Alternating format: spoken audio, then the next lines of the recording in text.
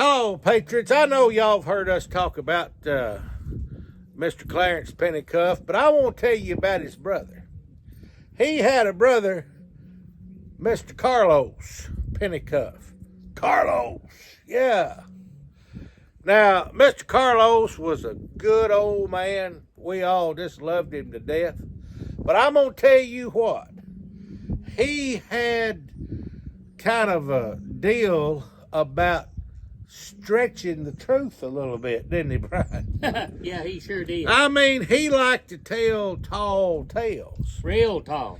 I mean, he ate breakfast one morning with Charlie Daniels in Norfolk, Virginia.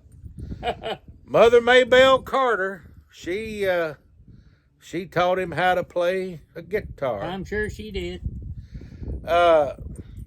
Now, he was in the Korean War because I seen his VA card. Oh, so that was the truth then. That was the truth. But I wonder about if he was actually a personal servant to General Douglas MacArthur. I don't know about that. Oh, me, lordy, lordy. And one morning he was hitchhiking, and Martin Luther King picked him up. And he said he spooled down the window and said, "I'll give you a ride if you don't mind riding with a black." Mr. Carlos said, "Well, I'll just ride in the back. They'll think you my chauffeur." I mean, he told these tales, you know.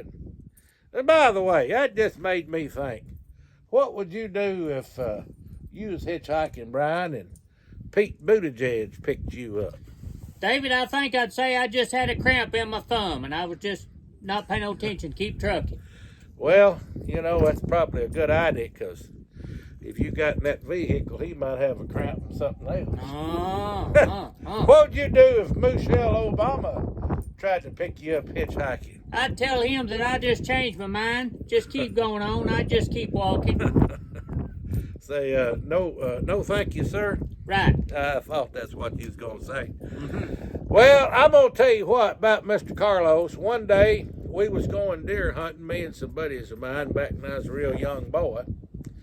And Mr. Carlos said, "What are you boys doing?" I said, "Well, Mr. Carlos, we're going deer hunting." I said, "You want to come with us?"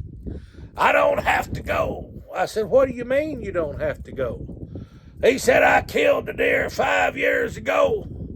He was so big, we're still eating on him." Boy, Dave, that's a big SOB, wasn't I it? said, I said, "What do you mean he was so big?"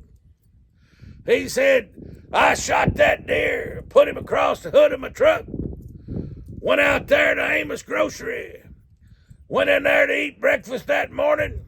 They looked out there and they said, 'Mr. Pennycuff, what are you doing with that dead mule across the hood of your truck?'" Lordy, lordy. That was him. But I'm going to tell you what, if you ever knowed any good old folks like that, hey, really and truly, most of them is the salt of the earth. God bless y'all, and if good Lord's willing, Crease don't rise. until next time.